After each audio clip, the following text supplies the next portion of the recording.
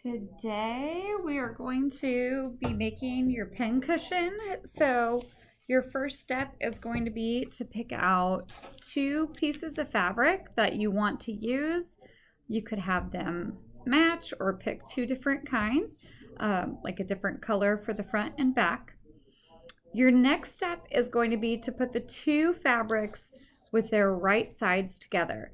So we have the right side of the fabric and the wrong side of the fabric. So I'm going to put one facing up and the other facing down so that the right sides are now together, and I'm looking at the wrong side.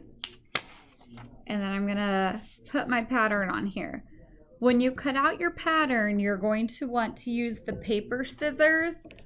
If you use your fabric scissors on paper, it's going to dull them up, and then you're going to have a hard time using your fabric scissors this semester. So make sure you grab paper scissors to cut out your pattern. We're going to put it on the fabric, and then we're going to pin this to the fabric. To use the pins, we're going to poke all the way through all three layers, the paper and two pieces of fabric, and then we're going to take this and push it back up through. I'm going to do that again down here, and this just takes some practice, so if you don't get it the first time, it's okay. Just poke it through and then push it back up. I'm going to do one more just to hold everything in place.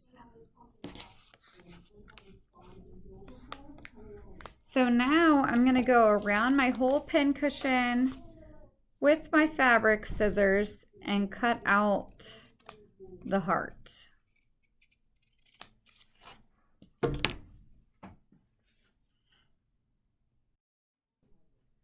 Okay, the next thing I'm going to want to do, I'm going to take these pins off, but I don't want to shift my fabric. I want to leave those together.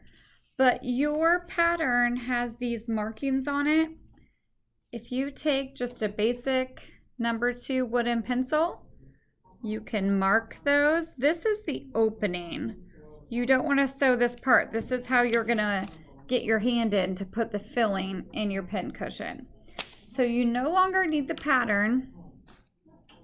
Oh, the other part I want to mark are my pivot points. If you have the star, you're going to have more pivot points than this one. So I'm just going to kind of see where that is.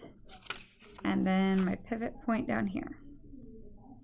Okay, I've got everything marked. So now I'm going to put pins back through both layers.